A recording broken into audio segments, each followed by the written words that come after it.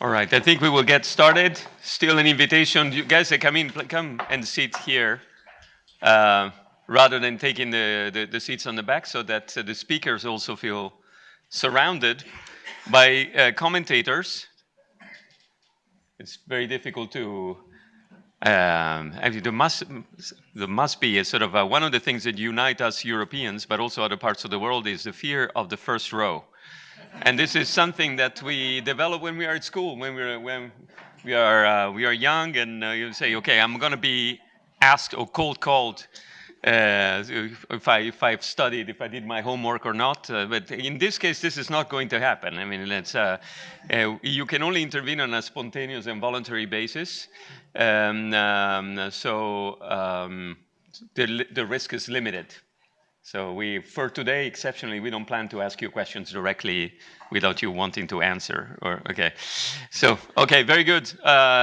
Nice room, many people online, also some speakers online. Welcome. Good afternoon.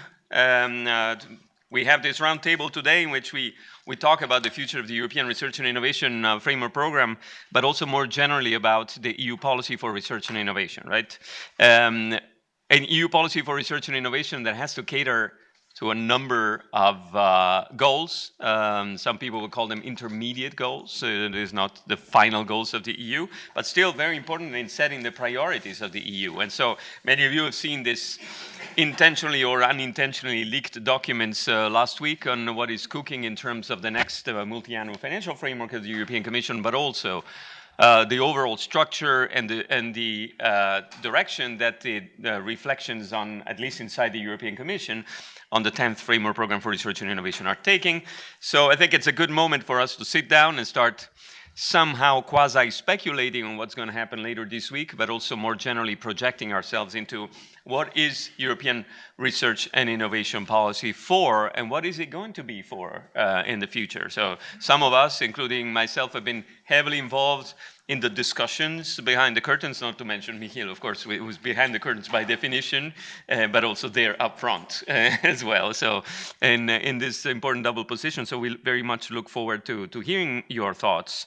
And there's been a lot of discussion, for example, on whether the increasing pressures to invest money in defense will lead to a lot of opening for dual-use research and innovation. There's quite a lot already that has happened in that space, but there's also a lot of references there in the research and innovation program. But also, of the many topics that I want to mention, and then I'll mention in a few slides in the coming minutes.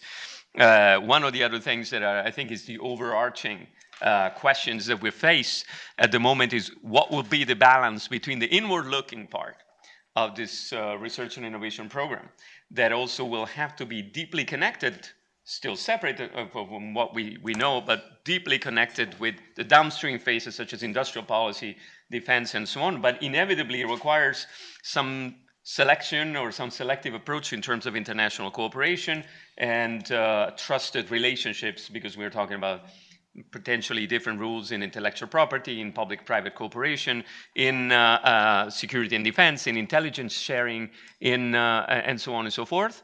And the more outward-looking, meaning the vocation that research and innovation programs traditionally have had to tackling global challenges, which, according to many, well, I'll say something about this, would require a different approach, a more collaborative approach with countries from all over the world, perhaps openness as the dominant paradigm, and so on and so forth. And we see a lot of traces of the former, as far as I can anticipate some of my conclusions, which come in just a few minutes, in the leaks that we've seen. Whether we actually do see a lot of traces of the latter, I'm a bit more skeptical. And I think the second part of this conversation will just go a bit more in that direction, where we talk about research and innovation program as an engine of global development. And so before I get started with our speakers, that is a fantastic lineup. So I really look forward to giving them the floor one by one. I would just really quickly frame the discussion with a few slides. Okay, so we see a changing landscape for research and innovation in Europe. Okay, this is the Technicolor effects. Only a few of you can probably see what's on this slide. Okay, no, nobody, don't worry. But just so I'll be even more quick, because I think there is a problem here with the projector. We know, we have read in the literature, and then of course in the Draghi report and in many others, the fact that Europe still has a significant lag. Not necessarily in the public funding of research and innovation in general, Europe as a whole, but specifically on research and innovation, if you look at public and private funding, and in particular for emerging technologies, what we call general purpose technologies or convergent technologies, depending on the literature. And rather than, since I had committed myself not to show anything from the Draghi report here, because I think we've done that enough already, I think if you look at what has happened last week, I think on the 5th of June, DG Research and Innovation has issued a series of papers. One of them is co-authored by one of our colleagues, Pierre-Alexandre Ballon, together with the Chief Economist team in DG Research.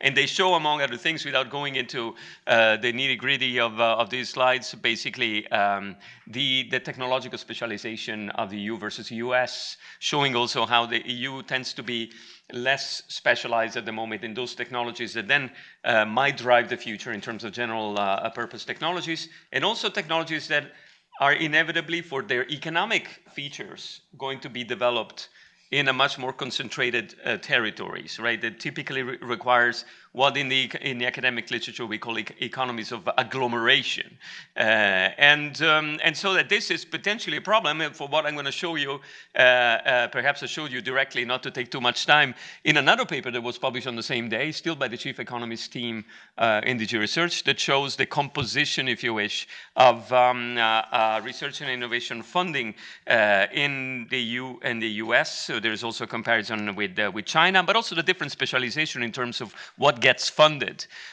in research and innovation. And you see both the US and China with a lot of attention for experimental development. Is something that, you know, Michael is actually and probably willing to do even more as a part of the EIC, from Pathfinder onwards, through what has been termed the investment journey or the research and innovation journey, and also compared to the EU, but also the fact that if you look at governmental funding of research and innovation at the EU level, so happy to hear what Antoine will have to say, or Rosalind in the future in the conversation.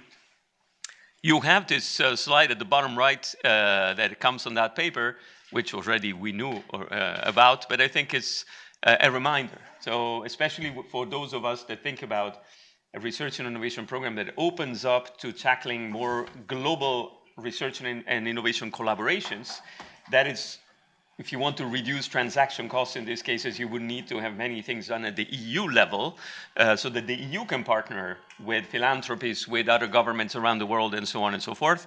You have in the comparison between EU and US exactly the opposite, right? Of what gets funded at the federal level as opposed to state in the US, and what gets funded at the member state level, and Horizon Europe at the moment being credited with certainly below 10%. Public R&I funding in Europe, and according to those calculations, around 6%. So fragmentation is very significant.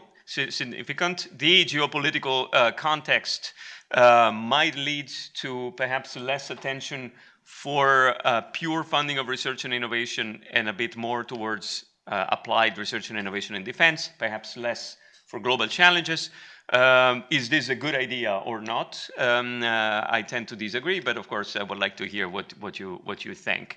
Of course, many other things that we know that we hope will be addressed over the coming months. One thing is the skills side, the other thing, and so the education dimension, but also the capital markets, the depth of capital markets in funding, in particular new ventures and their scale-ups, and the framework becoming even more complex when it comes to multi-stakeholder partnerships. I'll go very quickly through so-called global challenges. There, the picture is even darker, not only because we have received over the past few weeks from the Commission a very triumphant document on the evaluation of Horizon Europe, which even in that very positive outlook that was depicted there, on which we can discuss, but the global challenges part was actually, frankly, underwhelming.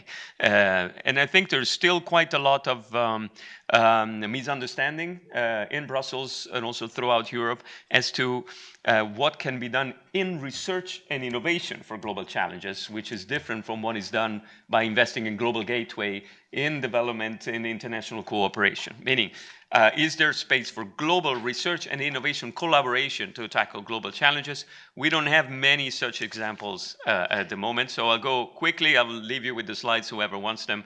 But it's it's basically the description of a paper that we just released. You'll find it on the SEPS page. So there are a pure research and innovation collaboration at the international level. If you really want to look for the examples, there are not too many. And so again, I send you the slides, and no worries. So unless you're taking a selfie very acrobatically, capturing me as well, for which you would need to get my authorization under GDPR until. But you have it in any case. It's not worth much. So mission innovation, well, the AORA, the All Atlantic Ocean Research Alliance, ITER, of course, nuclear fusion, clinical trial side. Of course, Lisa can say much about it. She recently was in Kigali, as far as I know, at their conference. So is there a reason to expect the EU, also maybe because money will be tighter, at the global pan-European level, to engage in more collaborative partnerships? Someone is moving the slide.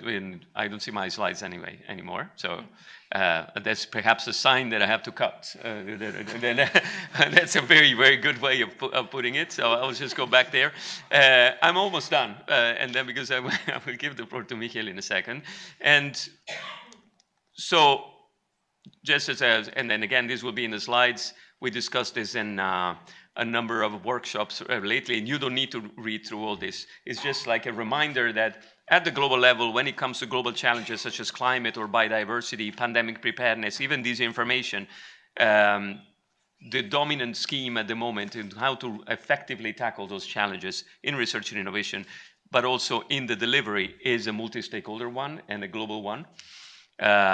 Will there be more space for the EU to understand how, whether, and in what way to engage with, or to launch, in some cases, global R&I collaboration? So we explore in the paper, you will see on the SEPS website, an invitation for the EU to take more leadership there, especially, as you know, I don't need to explain, it's a moment where the world in many of these domains lacks a global champion. We explore 5 areas. It doesn't mean that they're the only ones. I mentioned disinformation. For me, this is another key area where we are awaiting a global champion to take a very collaborative research and innovation approach. You will see us, some of the co-authors of this paper and of our research team are in the room. It doesn't have to be an exhaustive list. We have looked into those areas and happy to give more details as we move forward. And finally, we explore 6 steps to success in this paper, which start from giving adequate consideration to both the industrial policy, say research and innovation for industrial competitiveness and security angle, but also the global challenges. Launching a large-scale initiative on AI, which becomes a sort of the precondition and the platform for then increasing the uptake of AI in science, in robotics, in future digital public services, as the competitiveness compass says, and as the Commission has never repeated to the same extent since then. Looking at preconditions in terms of infrastructure, AI, and skills, to deepen their contribution to future research and innovation in Europe, and so make a quantum leap in that sense. And on the bottom side of the slide, you see an institutionalization on how we prioritize global challenges and we forge collaborations and alliances through a Council on Global Challenges, which echoes a little bit what Manuel Heitor has recommended in his report, and it's also part of a report that we released in January that some of you have followed the making of. deepen collaborations at the global level through enhanced science diplomacy, and link more what we see is sufficiently linked. Oh, this has appeared here in the back, at least as a fleeting glimpse. Research and innovation priorities with external instruments and external action instruments. So we're doing a lot of work on this. There's no need to showcase all of this. Just stay tuned on the large-scale initiative on AI. You see that scheme on the top left is part of a paper that I wrote last year, which actually was going in those three directions that are mentioned in the competitiveness compass. You see a lot of the work on the individual specializations on AI in the papers that we're publishing, but also in this platform that is called AI World that we have launched already last December, and that contains a lot of very interesting information. We've been co-authoring and even hosting an event. Some of you might have joined on the so-called Eurostack, so the tech sovereignty in Europe. We have on the bottom left our initial pitch for a future structure of FP10. We'll see how much of that will become reality. We have a new website on health, and we'll hear from Lisa also about priorities in global health. Well, we are launching a Center for EU and Global Health, and you have on the digital public infrastructure a new publication that we just put together, which shows in the technology stack where some of the layers where Europe can actually somehow play a much stronger role in the world by also helping democracy, digital identity, and at the same time creating the preconditions for using data for the public interest in a number of countries around the world. So big, broad set of issues. I'll stop there. I'll get back to our program for today, and I will give the floor to our first speaker, Michiel Scheffer. We're very happy to have you with us, Chairman of the Board of the EIC. EIC, everybody wants the EIC to do something to make the miracle, to use the magic wand, to multiply output with the same input, and stuff like this. We had a little conversation about this in a recent conference that actually was hosted by Antoine. I remember asking you the question, what is happening, Michiel? How do you see this shaping up? And what's your take on some of the things that we flagged, and I've flagged so far in the introduction? Thank you, Andrea. I'm going to give a very short comment on, let's say, the content and on the process, because as a former politician, both are interesting. What is a narrative that we expect, and how is the process been, and how is the process going to be? I think, let's say, if we go layer by layer, the first is, of course, the narrative, what are the challenges for Europe? And that's something where different narratives are conflicting. There is still, let's say, the old narrative of the valley of death, and for the lack of transfer of research into innovation, of innovation into entrepreneurship, and of entrepreneurship into unicorns. That's one story. The second story that came about 3 years ago is the strategic autonomy story, and that as Europe we have to be more independent, and innovation and research should serve that objective as well. And it has seemingly more or less replaced the Green Deal of the climate change objectives, which were also quite central 7 years ago. Well, yeah, 7 years ago, and seem to be rubbed off a bit over the last months. So there's one thing of the big narrative, and that's important to follow. And also, when you look at the big narrative, the MFF is, let's say, several components. It's also the component what is going to happen with agriculture. And is agriculture a self-standing thing, or is it related to regional development and to innovation, or is it not? And of course, the second big pillar is the regional innovation pillar in the MFF, and it's also related or not to innovation. So that's also interesting. Let's say a politician will always look at the money. So, I mean, the big debate, of course, is what percentage of the GDP of the EU will be allocated to the MFF. So what is basically the opening formula that the Commission desires from the member state as a whole? So is it 1%, 1.2, 1.4, 2, 3? No. Science fiction exists. So that's an important one as well. And then, of course, the debate comes, if it's a rather modest increase, what is then the relationship with what the member states can or should do? And some member states have space. So I'm from a country that has a very low public debt and a low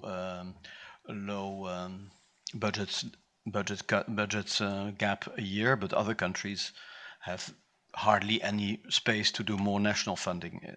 So that's interesting as well. I know it's also interesting, but that's always easy to say others should do it. How is, let's say, the MFF seducing private money to do more? Which also means that the MFF can be seen in a financial context and an objective context, but also in relation, and you had a number of those arrows, what other regulatory changes are needed in terms of labor law, in terms of entrepreneurial law, in terms of attracting capital. So there's, let's say, there's a lot in it. What I fear a bit is that we get into a circuit where basically everyone points to the other. The other should do something, and we not. So that the member states have to do more. The member states will say the European Union has to do more, but basically the sum is zero. I have tomorrow night and evening with the Dutch ambassador, and I'm afraid that basically there's something of that kind will come out. So someone else has to do something, but we don't. What is also interesting is the process. Let's say I'm quite new to the Commission, and I feel the process being, let's say, very opaque. And that has also the downside that if the MFF, if the first draft will come out this week, and also the first draft of the FP10, the risk of an opaque process is also that things have not been well tested, or that by lack of well testing of options, there is little revolutionary in it because, well, tough proposals or revolutionary proposals require a much longer preparation. And that means also if the process is more opaque or remains more opaque, that people will also look at, well, since I don't have a view of the whole, what about me? And what is my component? So if I would read Wednesday evening the first FP10 proposal, I will look what is in for the EIC. And maybe I will say, well, the whole thing is not remarkable, but the EIC is safe. But if everyone has that kind of reflex, yeah, you get, let's say, a lower denomination that if there would be a process, let's say, of really having the question, what is it about, what should happen, and then to build it down in the components. So that's an important one where I will look at. Just, let's say, in content, what is important is how much is the Commission, is the EU still thinking that it can win in almost everything, or is it going to make tougher choices? And I often say, well, Europe is only 6% of the world, so we have to rely on others for parts of our strength. So we can be strong in a number of elements, but no longer in everything. And if we want to be stronger in everything, that's fine, but then you have to treble the budget. So there's also a difference between the objectives and possibilities. So the second one is the open versus bottom up. The bottom up versus top down. So how the balance will be between those. And what is also interesting is the coherence between the different pillars. 2 pillars, 3 pillars, 4 pillars. How do the 4 pillars or 3 pillars or 2 pillars connect to the ECF? And how coherent are each of those pillars? So there's a number of questions also in the shaping of it, and whether we stick to methods that work quite well and there's an incremental improvement, or will there be radical improvements? Finally, because Sylvia is here as well, what is also, of course, important is what has happened with the reports. So how much of Draghi is findable in the report, how much Letta is traceable in the report, and how much of Heitor is traceable in the report. And also, as we as an EIC board have given advice on FP10 and on the MFF, it's also a matter of how influential have we been. So that's a kind of beauty contest that is also behind it, but that's my last sentence. It might look like a beauty contest, but people in the Heitor committee are serious people who know their trade. The EIC board is also made of serious people. So it's not, let's say, a gamble or a contest. How much points have we won? No, but there were serious ideas of how to improve the whole policies, and what of those ideas have been taken up and which ones are forgotten or even pushed out.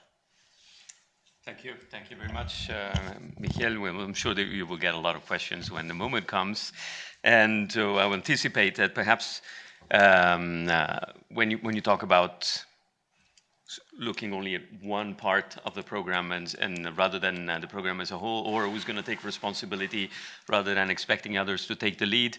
Ursula von der Leyen has promised in the MFF this so-called lean steering mechanism, which we don't have many details about, of course, but it would be interesting to see whether anyone has ideas on how we could potentially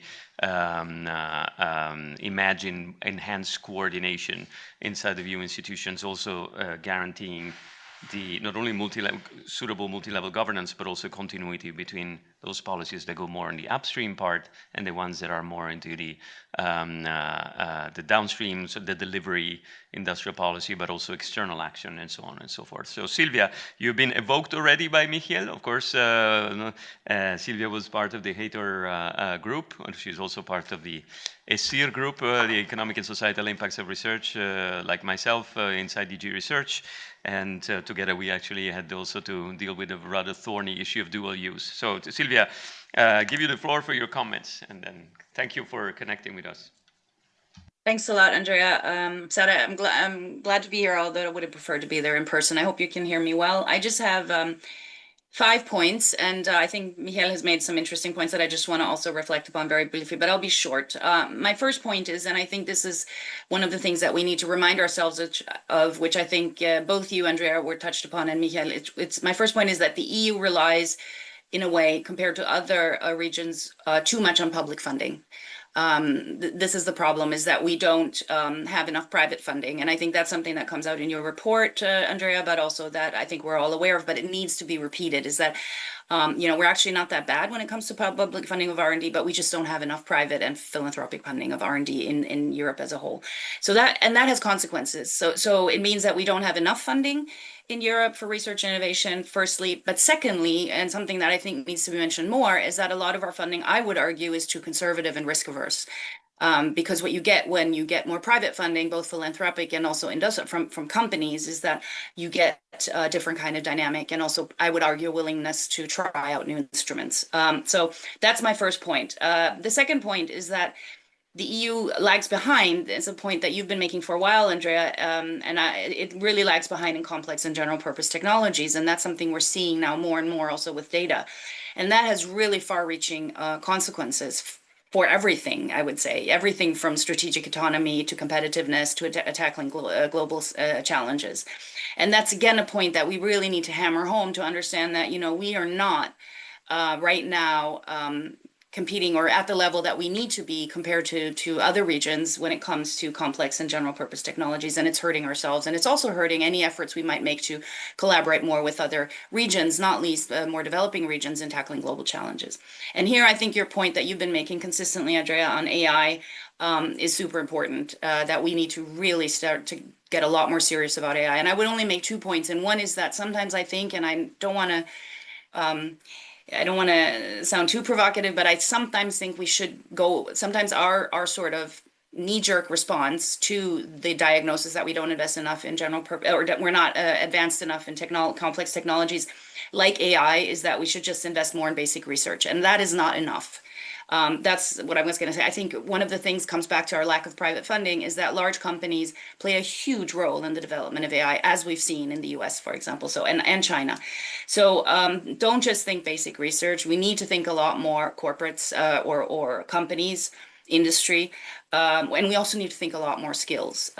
So that's my second point, that we are lagging behind in complex and general purpose technologies, and that has also far-reaching consequences.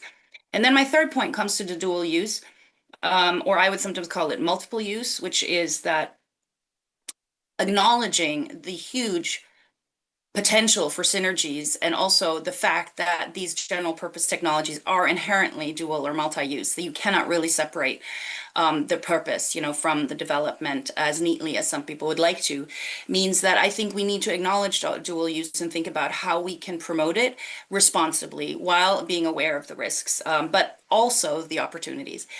So dual use is extremely important, as we've seen throughout history, for technological development. And here again, I would like to emphasize the importance of technology absorption and diffusion. For example, the book by Jeff Ding, where he talks a lot about the importance of technology absorption and diffusion confusion.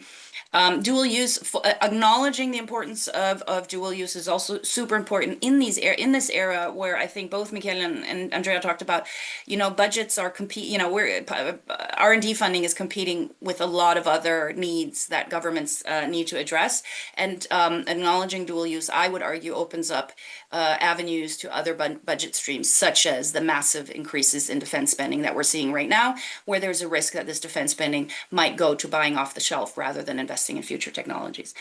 Dual use is essentially hugely important for innovation and competitiveness, and we have some really interesting articles, not least in the American Economic Review, that show that the U.S. defense spending has contributed significantly to the U.S. technological development competitiveness.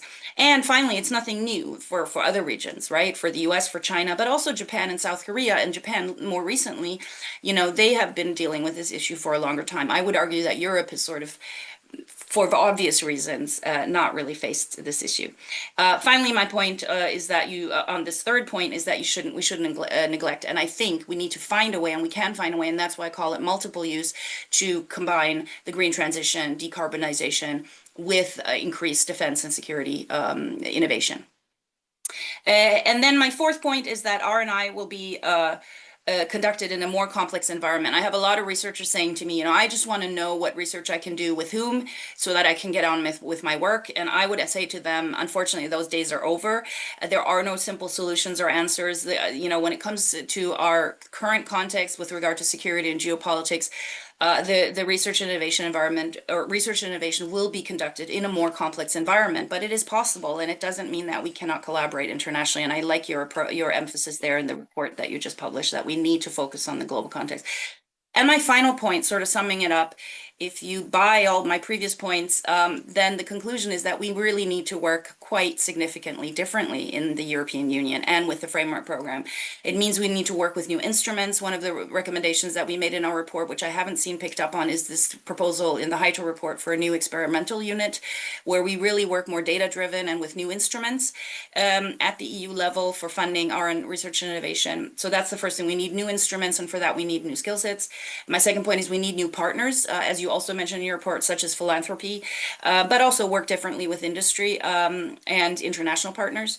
And we need a much more effective policy alignment. I completely agree with Michael, is that right now it's very piecemeal, it's very fragmented. It's still sometimes like R&I is maybe really there for its own sake, and that doesn't mean that we're not endorsing curiosity-driven research, but I think we need a completely different approach to policy alignment, such as the Capital Market Union, such as aligning with global challenges, such as the Global Gateway, and also market integration.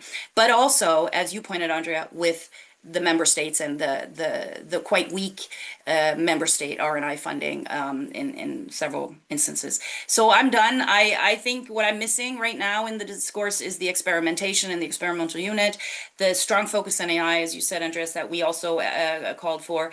Also missing how the essential role of industry, and the fact that Europe is a strong continent of manufacturing and industry, and how do we use that for developing general purpose technologies. I think it's hugely important.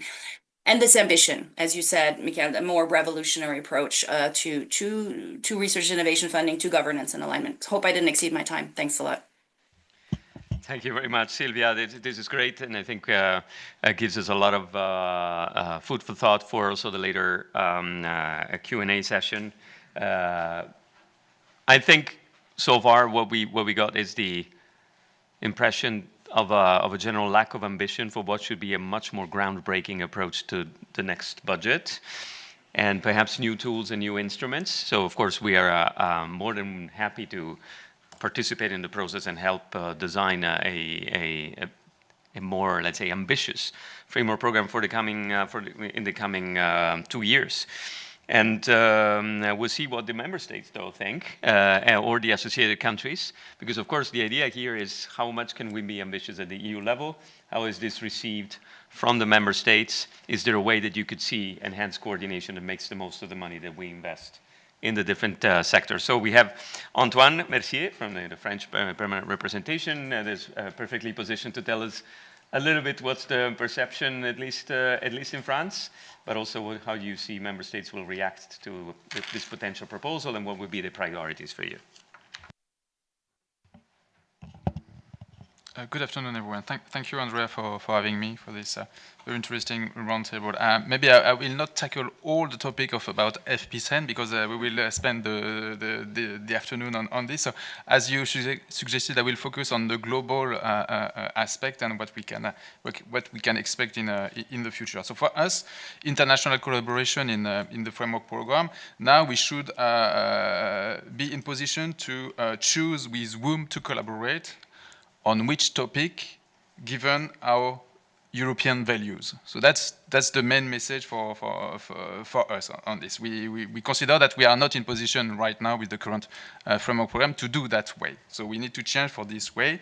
We understand that RNI, as you mentioned, Andrea, that contributes to make the European Union a global leader on some specific topic, and it's all the more important now given the situation in the United States on this. And as you may know, France has already tried to develop this concept of the Choose Europe and the event at La Sorbonne the 5th of May. So this is really in the scope. So what do we need to do that? So first, you already mentioned a bit, we need a narrative on this. We consider that the narrative purely on the European competitiveness or on technologies is not enough to enhance global collaboration. So maybe we can add some societal issues. We can talk better or more about health, climate change. Yeah, I know it's not maybe the fashionable, but anyway, if we only talk about quantum technologies, AI technologies, even if in your paper you mentioned that we have an opportunity in responsible AI, yes, fine, but it's still technology, and I see it might be still difficult to have strong collaboration. The second point is obvious. Also, if we do need to have international leadership, we need collaboration. And this word has been disappeared in a discussion related to the framework program for several months. But we must recall that we need collaborative tools to develop a solution. You mentioned global challenges are complex. You need to involve different disciplines, different countries, different expertise. So by definition, you need collaboration. This is obvious, but we still need to say it. Otherwise, we are not. We are going against the wall. And what we need also, as a third point, is the Team Europe approach.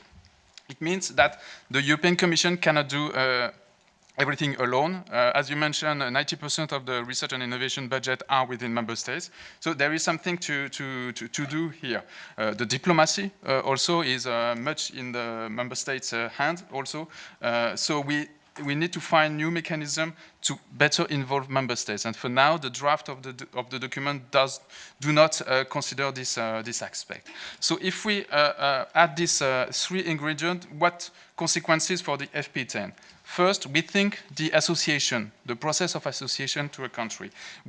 Horizon was a new start of thinking association by trying to partner with a like-minded country.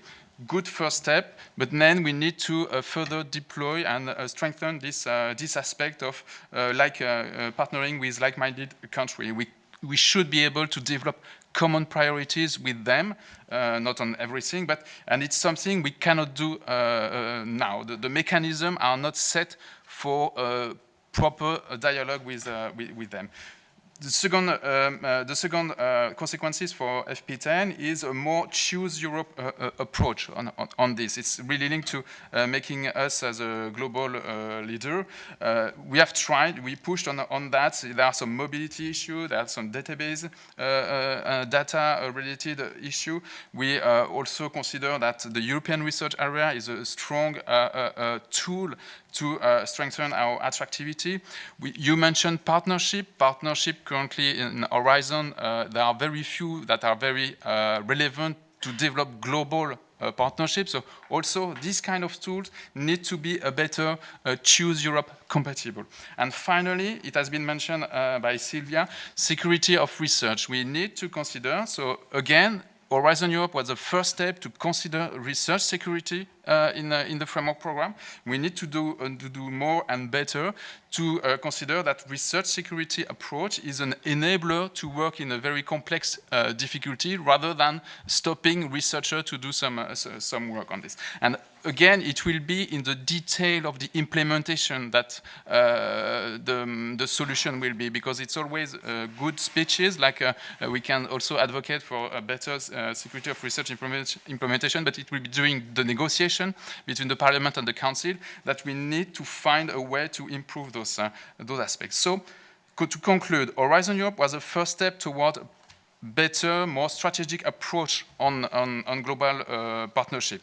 It's far from being perfect. We need to improve it. We first need to involve better and more member states on this issue, and we really look forward to the proposal from the Commission, and I'm sure we will have to improve it in the coming months and year. Thank you. All right, thank you very much, Antoine. Very clear.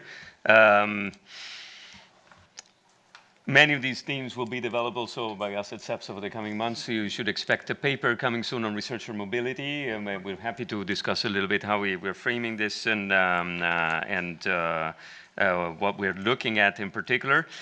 In our research so far, we've seen a little bit of a disconnect between the research and innovation part and external action in most cases, so between the GRTD and the GINPA, and seems that there seems to be a little bit of a problem in understanding who does what. It's a bit like the situation that Michiel was attributing to the broader collective effort that is that we would need to make in general for the future MFF, but here on who does research for international collaboration. And so I think that element and that nexus needs to be improved and fixed going forward. And the Team Europe approach, I think, is an interesting, on the research side, is a very underdeveloped concept, and there might be a need to do more in that respect. You also mentioned the association process, and of course here, the more the framework program looks in different directions, the more potentially in prospective associated members and associated countries might look into the whole program or might be interested in teaming up on specific aspects. So we have Rosalind Kenny-Birch connected with us, the Research and Innovation Attaché of the UK mission to the EU.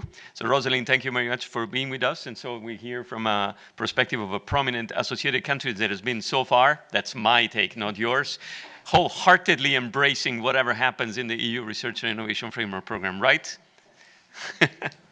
Over to you, Rosalind. Absolutely. Well, thank you so much for having me today. And just a huge thanks to the whole CEPS team for convening such an important discussion at such a timely moment. And indeed, the UK is very grateful to be brought into today's discussion, specifically to offer an associated country perspective of participation in the EU's R&I framework programs.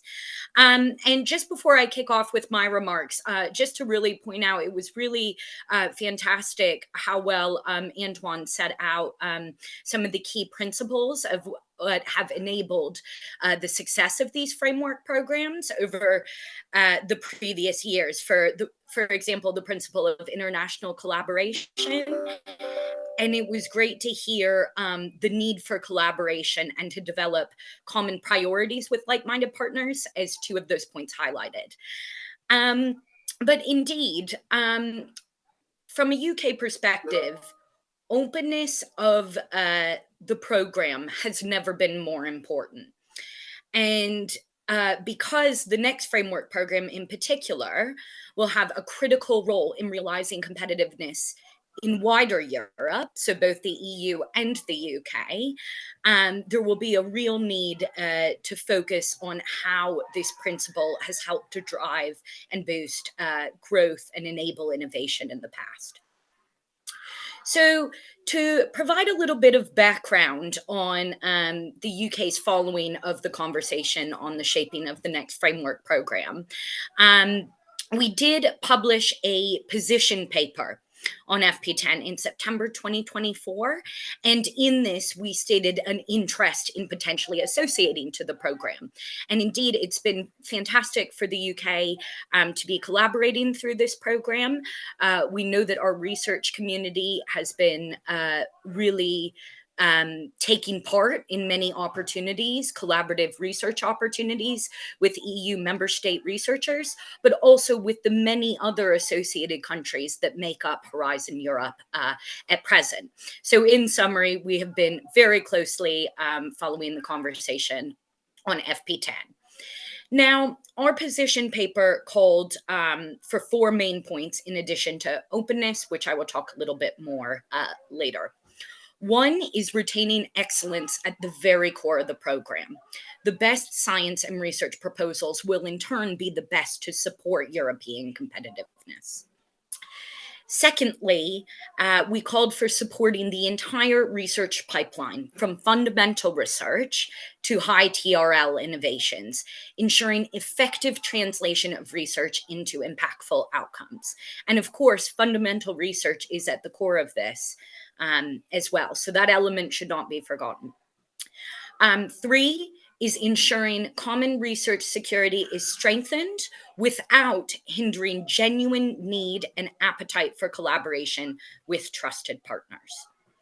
And then finally, ensuring associated countries can participate from future programs' inception and that any barriers to collaboration are removed to enable equal participation of like-minded associated countries.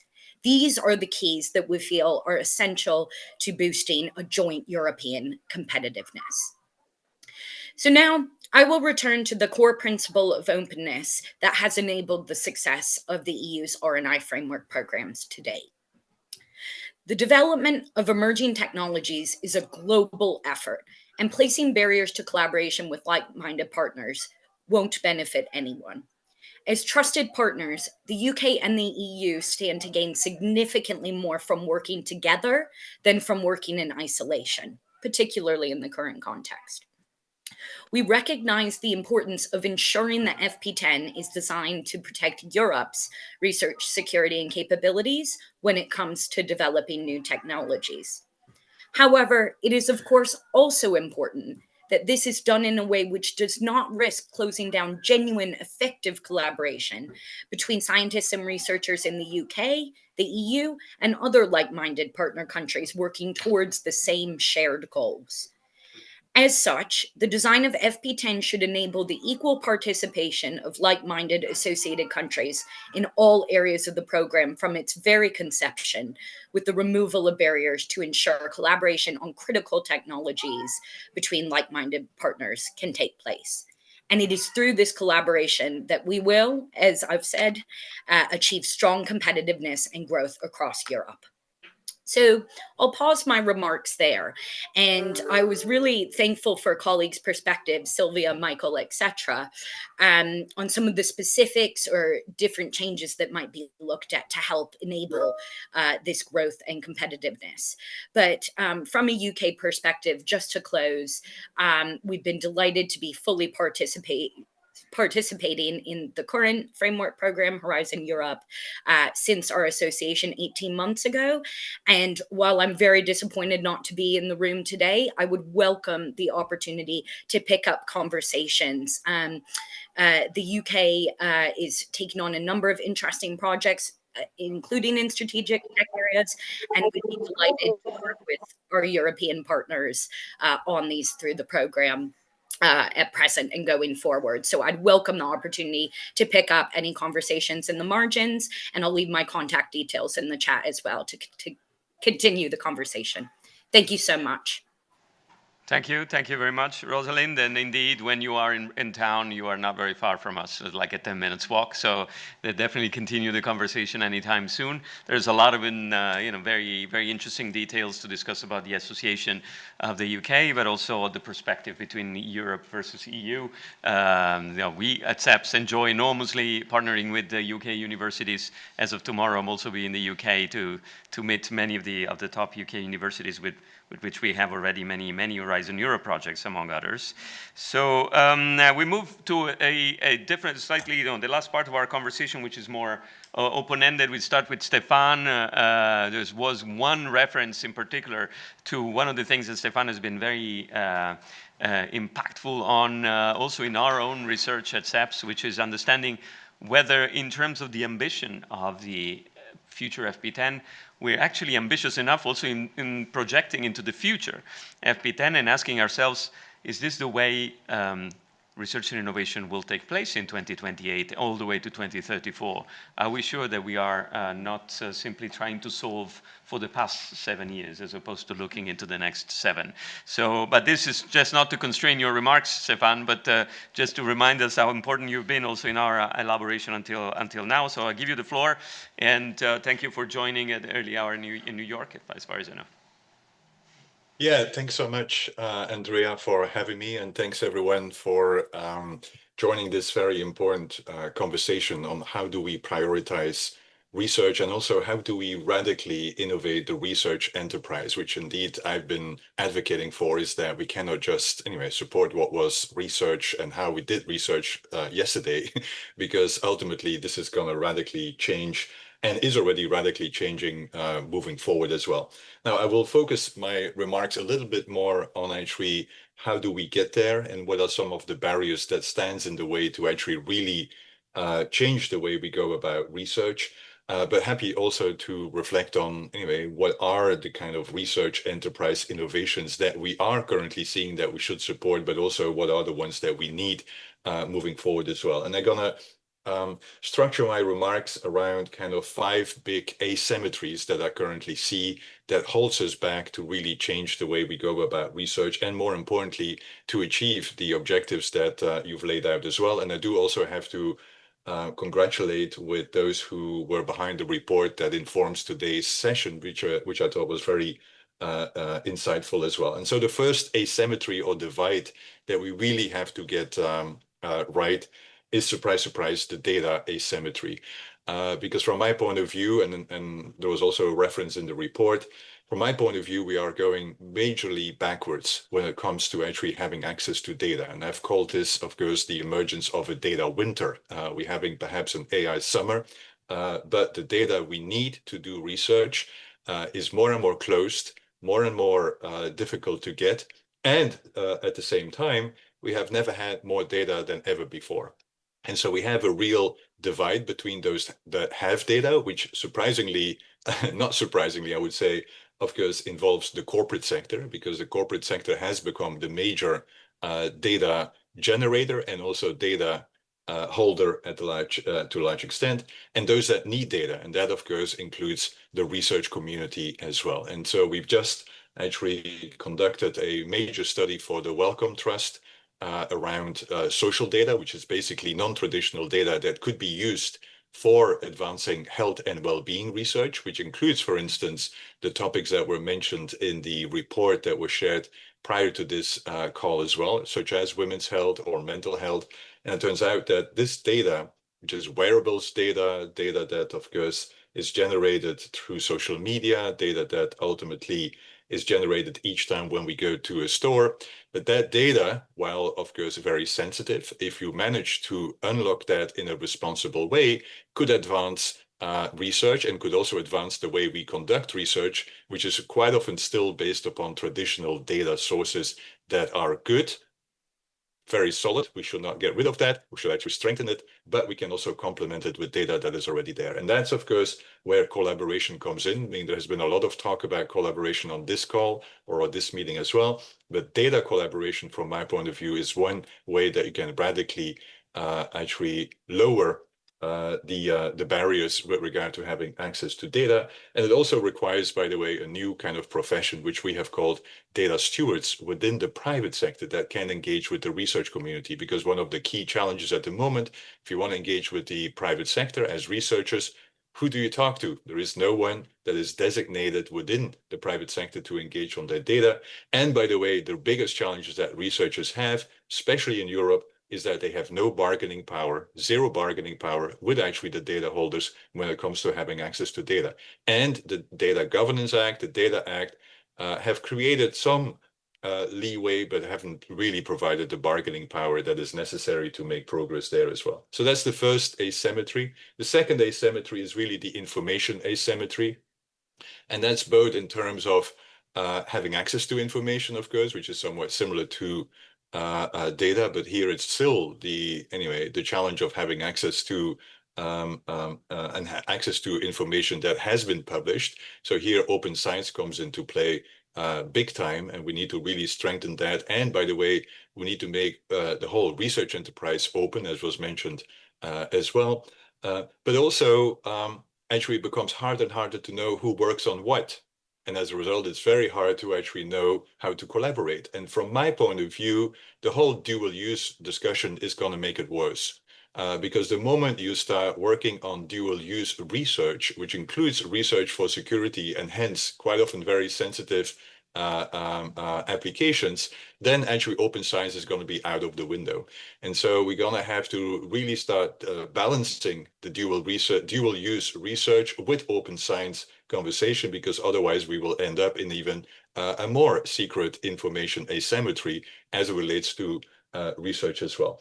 The third asymmetry, very quickly, is actually the agency asymmetry, by which I mean is that who actually is part of the conversation when we are focusing on the topics that need research. And here, it's typically a very small group that basically determines the priorities. And more importantly, it's quite often very lingo that no one really understands. And I would argue even discussing FP10 doesn't open up a broader conversation with the wider public, because no one knows, anyway, in the wider public, if you would go on the streets in Brussels, can you tell me what FP10 is? They probably have no idea. So we need to really have a more broader public conversation around what are the priorities with regard to research. What do you think the questions should be that we should prioritize?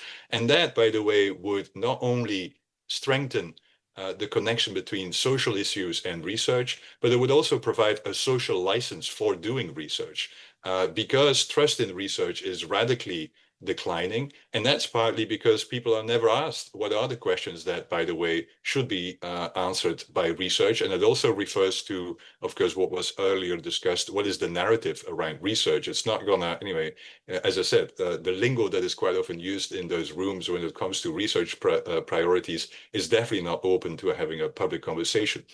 Now, the key challenge, and this is something, Andrea, that we've worked on, of course, is that what are the questions? And so here, we need to actually have a European effort to identify the 100 questions that matter, because then you know what you need to prioritize. And this needs to not only include the research community, the funding community, but it also needs to be a broader community that actually starts prioritizing what are the 100 questions that actually, if we would have addressed that, Europe would be better off. And I don't see that in many research prioritization. It's a lot about funding mechanisms, but what are the questions and who determines what those questions are that we actually should prioritize as well? Now, as it relates to the agency, one last remark is that quite often, of course, now a lot of the discussion is about sovereignty, data or digital sovereignty. And I think this is obviously very important, but again, it doesn't focus on agency. Sovereignty is mainly focused on preventing dependency, but not about how do we empower our citizens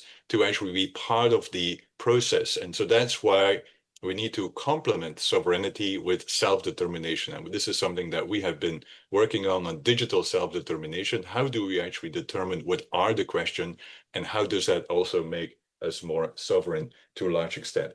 Then two more very quickly. Yeah, I'm going to ask you to speed up on the last I'm going to close here. Yeah, I'm going to close here. So the other ones that are typically mentioned are, of course, computational resources and skills. And here, on the computational resources, yes, we need more access to computation, but then the question is for what purpose? And that was also mentioned, because the challenge here is that if you build it, will they come? Is alive and kicking. And so here we need to really start becoming more purposeful. And on the skills here, I would argue we need more interdisciplinarity.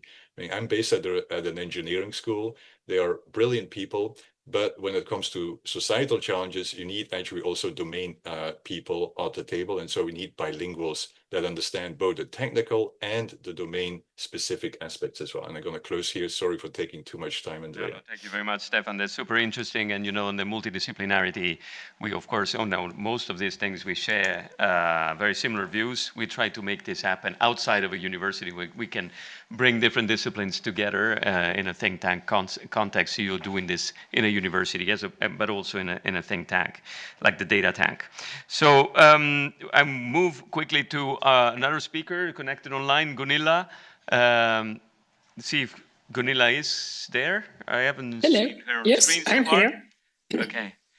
So Gunilla, thanks for joining us. And I would, of course, with you, we go more directly into the sort of the international cooperation part. And how do you see this shaping up as opposed to, as in, you know, when it comes to the next framework program for research and innovation? Now, I don't call it FP10 because Stefan rightly reminded us that it's a little bit cryptic, but the Commission so far has helped us because they said they will call it Horizon Europe anyway. So Gunilla, over to you. Thank you so much, Andrea. Can you hear me now? Yes. Yeah, good. So thank you. And I'm so sorry that I can't join you in Brussels today. This is very important and challenging times, but there is also a lot of opportunities, I think, and the need for research and innovation is so much linked to the world we are living in today and the need really to supporting policy making priorities and collaboration. And I saw that in the report you are just presenting today. I would like to take my minutes to talk about where the European Union could have more self-confidence and use this for global collaboration, and where R&I and how to work with partners could be more prominent, and that is around governance and public sector efficiency. See, for example, the use of AI, the competencies around the people that works within the institutions and the competencies that we are building up. This seems to me a little bit as an untapped sector, because we also have in the EU a very high dependency on the public sector. And here, efficiency, collaboration, and in the end, democracy could be strengthened. But you are elaborating a little bit of this. And it links to the role of EU in the global scene. EU and the world need better governance for faster, less opaque decision-making processes in order to make sure that we have less uncertainty and more confidence. And you, Andrea, mentioned this, the need for research on global collaboration and the changes that actually now slowly already are taking place on the multilateral scene. In the report that was launched, the FP10 advisory group contributed to the previous report towards FP10. We suggested a priority setting for the EU's R&I collaborations could be governed for a global council for challenges would feature a broad and inclusive governance. And that is really to reach out and better understand also the reality we're working in today. Younger researchers, international donors and philanthropists, to bring them together to have this linkage, but also to inform better. And that's why I see it with, I'm really pleased to see now in the new CEPS report, there is a suggestion of the creation of a new framework for international R&I cooperation that includes now guidance on setting up really multi-stakeholder collaborative R&I partnerships. And it's also recommended closer collaboration and cooperation with other funding instruments like the Global Gateway. I really welcome this, and may I take this opportunity as a practitioner and also a chair of SIDA, the Swedish Agency for International Development. I fully endorse the cautions mentioned in the report around the Global Gateway. To me, it seems like a high risk now for more of bureaucracy going into too little money on the wrong things.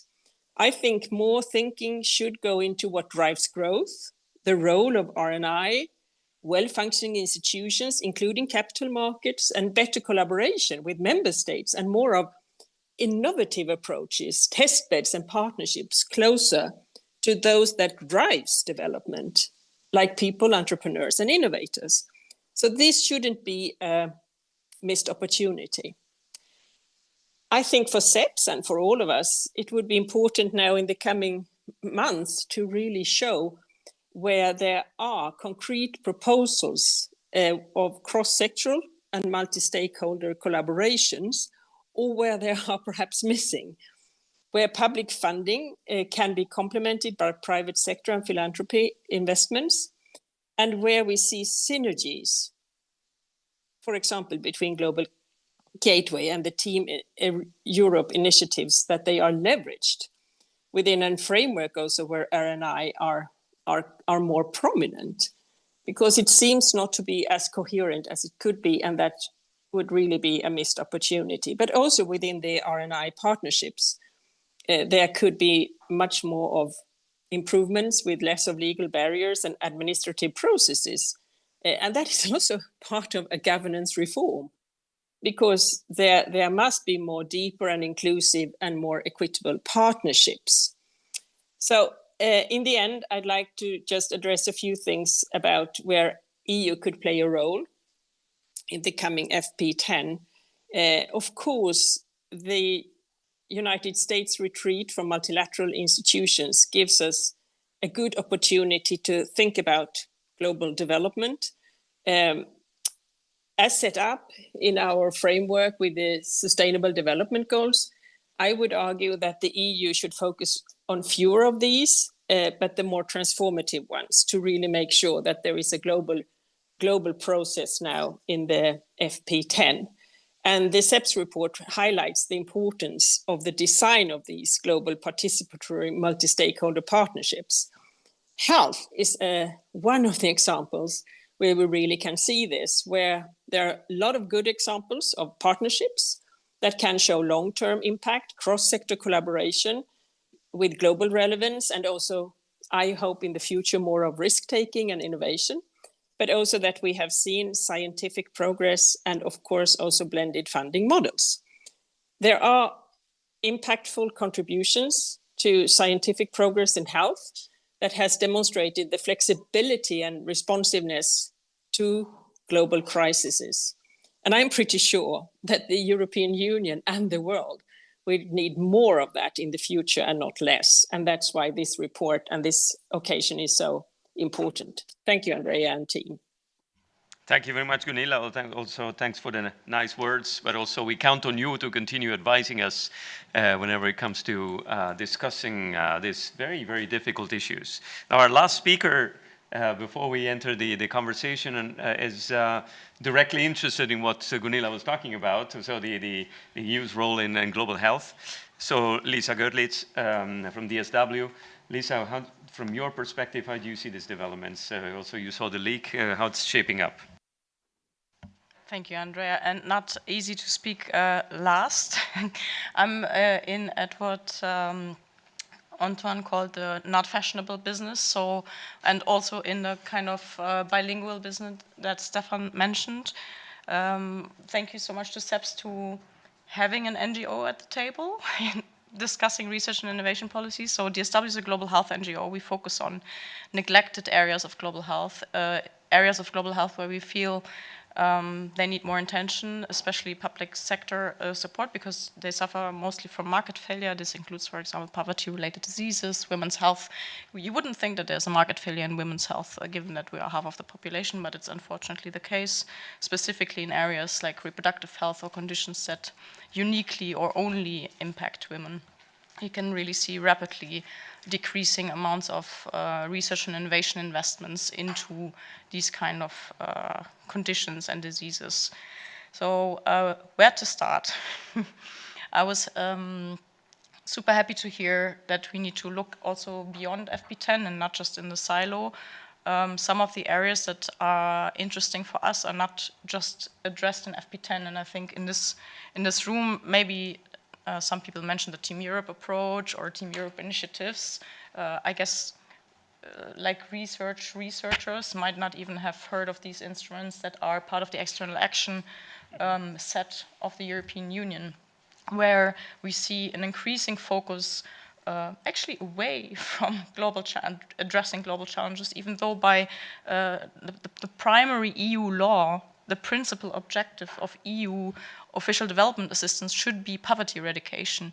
The Commissioner for International Development that we have right now, the very first tweet he sent out to the world as part of his current mandate was that he's so happy to be in charge of a highly important economic portfolio, and that he can work to accessing new markets for European companies and critical raw materials. This was the first signal of international cooperation under the current Commission mandate, and I think this reflects a bit on where we are in terms of prioritizing addressing global challenges. The same, I have to admit, haven't had a deep dive into the leaked proposal yet, because it's super complex. We need to see, you know, I mean, so far the FP10 proposal looks like a evolution rather than a revolution. My colleague who leads FP10 advocacy at DSW is also in the room. Thank you, Marco, for the first assessment. But we have to look a bit closer, because there are elements of health research that will be outside of FP10. And this is what I would like to encourage also everybody in the room to look beyond the framework program. There's currently the revision of the general pharmaceutical strategy at the EU, and there is zero global dimension in it. There is a research dimension in it, because member states and parliament and commission are currently in trialogues trying to introduce a so-called pull incentive to incentivize the private sector to invest into new solutions against antimicrobial resistance. A major global health challenge. It will impact all of us, but the major burden in the coming years is expected to be mostly in low and middle income countries. And there's market failure, because if a new antibiotic is introduced, companies cannot really sell it, because for good reason, public health authorities want to hold it back for cases where they are really needed. So how can we incentivize the development of these new antimicrobials? And the research community is not engaged in these discussions. It's public health authorities that are discussing, but this is research policy. And we need to look beyond the push funding of FP10 and need to look into also the sectorial policies and talk about pull incentives. Some pull incentives can maybe not be introduced at the European level, because the EU doesn't have the competence, like tax incentives, for example, but the EU does have convening power. So even if it's not a legislative power or a legislative move, the EU can bring together member states and set some examples and set a direction. I think the same is true for the global challenges. So coming back to global health, we have, of course, a wish list, like many, for FP10, but I think we do have some positive examples, and we also have some negative developments. Under Horizon 2020, the health research budget used to be 20% of the program, and it is, in absolute numbers, it's more under Horizon Europe, but it's less in terms of budget of proportion of the overall budget. So we think this should be restored, and we need to look at what has been successful and where is the impact, because we live in a market economy, and the private sector is innovating if there's a market. But there are societal concerns and societal challenges, like antimicrobial resistance for the given reasons.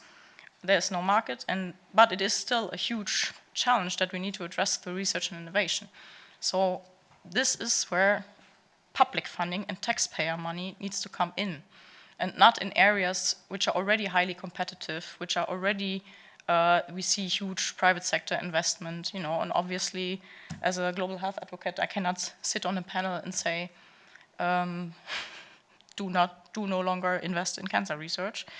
I didn't. I didn't say it. But there is a market, and there's pharmaceutical companies who are investing in that kind of research. So I think we can have political intention, but at the same time also leave the scientists to explore. So this is the whole discussion about directionality and intentionality in research and innovation that we agree with. But coming back to the FP10 proposal, I need to highlight also EDCTP3, third iteration of this highly successful partnership, which for once is a partnership between Europe and sub-Saharan African countries on global health issues, on a neglected matter, poverty-related neglected diseases. and has been throughout all evaluations shown impact in its mission, always super positive results. And I think, I don't remember, there were several mentions in the room, but we shouldn't ignore in the future collaboration, international collaboration, the huge and underestimated innovation potential of Africa. Former Commission President Juncker called it our twin continent.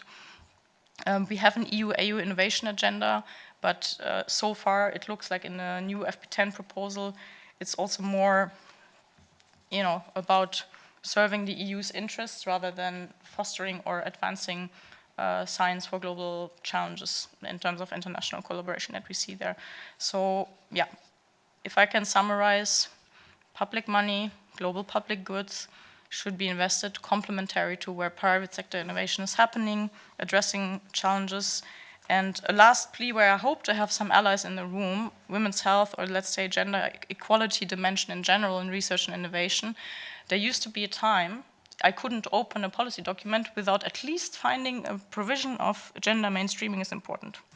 So recently, the general pharmaceutical legislation, there could have been so many practical, easy things. It could have mandated the proportionate representation in clinical trials. It could have mandated the gender disaggregation of data that is collected in projects. It doesn't. The word gender doesn't even appear in the whole 700 pages of regulation of the pharmaceutical strategy.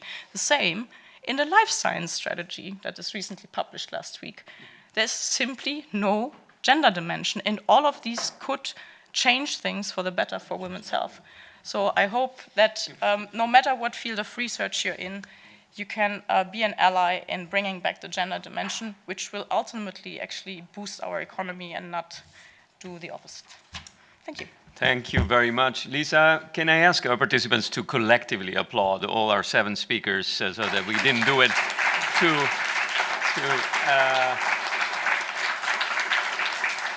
not to have too many interruptions in the flow of the debate, but I think we've seen the future framework program for research and innovation and the future EU policy from a variety of dimensions. Now we're a bit behind schedule, but we enter the Q&A. Of course, I will cut my closing remarks because I'll be giving remarks throughout. And so can I, in terms of a show of hands, see who would like to ask a question or comment on what has been said? One, okay, only one. That's interesting. You can get going. Others will have perhaps a couple of minutes to show their intention to intervene or to ask questions. Otherwise, I will just go back to our speakers as we go towards wrap-up. So please introduce yourself. Use the microphone, so otherwise the people connected online will not be able to hear you. And see if there's anyone online that wants to intervene of the people connected as well. So thank you. I use the Chatham rule, if you don't mind. So I represent my own interest and my own voice in this round table. However, I serve, of course, EU as a citizen and a collaborative approach in several domains, including, I would say, aerospace. Let's put it that way. It's more easy and maritime, and also healthcare in the past in Horizon. So very quickly, because we spoke a lot about collaboration, which is fantastic, and I'm sure we are going to be there. It's just a matter of event, correct? And a matter of decision makers. So I'm sure your voice will be heard in the good rooms. And collaboration also more strictly involving industries, correct? This is where I'm coming from. So when you discuss about antimicrobial, is something that is discussed in the room of, I would say, pharmaceutical think tank. I worked there, so I can mention that. However, we don't really speak about reputation, which is very, very important. And something that comes with the credibility of our data, the credibility and authority on how we manage those data, and also the trust that is behind. And the trust has to start within us in this, I would say, environment, international and European. So how do you envision the trust as a subject and reputation? Thank you. All right, thank you very much. We will keep this for also the discussion among the different speakers. Let me again see if in the room anyone has curiosity. Otherwise, perhaps I will go back to the speakers. You're mulling over it, I can see. If no one wants to intervene, it means that you're always. Oh, you do want to. Okay. Okay. So I'm Jean-Stéphane Dassin from CNRS. I have a question about the governance. So in the previous report, ATO report, for example, they were claiming about a more independent EIC, a more independent Pillar 2 with some governing tools. And in what we have seen, one we can conclude is that we don't have this independence of EIC, or it is the same as now. And there is a very strong relationships with ECF. And how do you see the place of researchers for building the priorities of the program? So there will be these researchers in the framework program part, but of course, I assume that not really in ECF. How do you see the place of the researchers in the construction of the priorities of Europe? All right, so there might be a reference to the stakeholder panel that is supposed to advise on the ECF. ECF will also have this, as I mentioned before, lean steering mechanism. As I turn to Michiel for the final rounds of comments, if any comment you have on what has been said, of course, is welcome. If you expect something to happen not only on the EIC, but also more generally on the governance, that can help us achieve more coherence and perhaps make a leap forward in terms of making the most out of the budget that will be devoted to the framework program. Well, there are several questions. One question is basically what is foreseen or what shall be foreseen in terms of advisory boards, stakeholder involvement or whatever. So will there be an EIC with an independent board? Will there be an EIC with a board? And if the board will it be independent? I remember that Sylvia did in the Heito report that there was an advice of having 2 advisory boards on the second pillar. Will that come back in the proposals, or will it be something else? What is important as well is the argument of leanness. It's extremely simple to say that the system should be simplified. That's something that everyone says, and then often ask, what do you mean by that? I always point to the fact that the simpler you make it, the more applicants you get, so the success rates go down, so it's becoming more complicated. So that, and there's a relationship between the simplification, the budget, the orientation of the funds. So if you're more narrow, well, then you reject a lot of things. So I think that debate is basically going to be avoided. The same thing is that I just did some research in the meanwhile, but the problem with the private sector. If you look in France, in the Netherlands, in Belgium, in Denmark, and in Germany, the first company in R&D is bigger than the 4 next ones. So Volkswagen has an R&D budget equal to the 4 next ones. ASML has a budget, and Volkswagen is on its own as big an R&D as the leading French, Belgian, Dutch, and Danish. So and what we miss is a kind of honest debate with companies: is where are you? And I remember the first day I was president of the IC, Mrs. Vestager said to me, Mr. Scheffer, you have to provide us a new industry because the current one doesn't deliver. But that debate is also not the debate as well done. So we. No pressure. We do what we have to do, but let's be blunt. It's not by having a wonderful startup market that you will get a breakthrough. You need the big ones. You need the 2. So is there really a system approach of getting the big ones and the small ones? If I make just 2 comments. With AI, I keep in mind that AI is an instrument to increase productivity. If that is not the objective or the outcome, well, let's not do it. It's not a tool to generate clever images. It must be a research tool, and it must be a productivity increasing tool, because we need higher productivity in Europe, especially in the healthcare sector. Otherwise, we are eaten up by aging. And the other thing is, to be very blunt, spending on defense is not the most effective way of developing a Teflon pan. So if we would spend 5% on something else, on climate change, on health, or women's health, on better agriculture, the impact on society would be huge as well.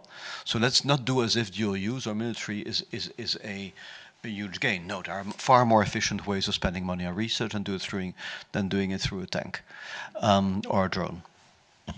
Thank you very much, Michiel. So this brings me to Sylvia to see whether she has a comment on this. Well, basically, the approach that we took on the dual-use research is not really trying to push the EU to invest more on dual use, but actually telling the Commission and the Commissioner that since the mono-use is defense, let's try to at least build a dual use so that some money comes back into civilian uses as well. It's in the context of Rearm Europe and all the discussion on the money that should go into defense for the coming months and years. So Sylvia, I don't know, a quick comment from you, and then I will ask also our speakers if they want to intervene to offer quick comments as we go towards wrap up. Thanks a lot. I think a lot of really interesting things have been said. Among other things, the one that Stefan mentioned about, I've thought a lot about that too. How do you involve the public more in setting priorities for research? What are really the big questions for research? I think that's a huge question. Coming back to, I would just echo what you said also, Andrea. It's not that we think it's not like we think dual use is wonderful or everything should be for the military, but we do have many countries in Europe have tried to set up something similar to DARPA, and it's not because it's so wonderful that we're investing in military spending, but because DARPA has had an extremely powerful effect in aligning policies and in providing also a public demand for innovation. And I think those are the things that we need to think about. I would much prefer if we could find other ways to mobilize that public demand, for example, procurement. But we are where we are, and that's why, exactly as you said, Andrea, that I think let's make sure that the money that goes into defense contributes to research and innovation, and not just to buying, to securing our current, a very narrow view of security at the expense of future resilience and sustainability. Thanks, Sylvia. Let me see if Antoine or Rosalind, Stefan, Gunilla, and Lisa have a final comments. You want to say something? Okay, go ahead, Antoine. Just briefly, because we are talking about having more experts in the governance and creating those councils on this, which may be quite complicated. Another way to have more expertise in the Commission is relying on what the EIC is currently doing, about having program manager, highly scientifically ranked people dealing with projects. This kind of portfolio management we also try to push, because it's one way also to insufflate more expertise in the Commission on this. So that's, instead of creating new council or whatever for in the future. All right, thank you very much, Antoine. That's for Michiel, it should be in general good news. I don't know if they are welcome, always welcome when people say very good things about ESC. Throughout the debate, I think the ESC has never been, criticized heavily, but rather, meaning pushed further, right? There's a big difference between 2 years ago and now. Yeah, of course. Okay, but that's the good thing is, at least even in all this, sometimes even too much. I mean, asking you to do too many things with the same budget or with the same people. If there are no further comments from the speakers or reactions, I would say we wrap up. I mean, this was aimed at a sort of a warm-up, because the proposal is coming up. We have, I think, explored with the help of our speakers all the different, many of the important different angles of this crucial proposal or set of proposals that are about to be disclosed later this week. This for us, despite the fact that we've done a lot of work on this research-wise and also with many of the speakers that have been involved as also advisors, is a starting point, is not a landing point, meaning that from now on, there's so much to be done. And the fact that this is, as Lisa said, rather evolutionary in its at least draft format rather than revolutionary, prompts us to try and push a little bit further the level of ambition of the Commission, because and the other EU institutions, because we know we cannot just continue business as usual. On this, I think, if you ask the question separately without asking what should be put in the different proposals, everybody would say yes. At least in all the conferences I've been, everybody says, yes, we need to go much further, double, triple down, become much more ambitious. But then when it comes to seeing the results in concrete actions, there's always a collective action problem. There's always something that happens, mutual veto powers and things like this. I think especially because we are, technological progress and geopolitics are pushing us towards that. If we think about 1st of January 2028 and onwards for 7 years, we need to really be ambitious in the way in which we project the EU action in this set of crucial domains. So the least is done, also on our end at SEPS, but also for all of you. Stick with us as much as possible, because we will do quite a lot of research in this domain going forward, and we do it much better if you stay with us and discuss with us the things that need to be done. So thank you very much. Have a wonderful afternoon, everybody, and thanks to all of our speakers for great contributions.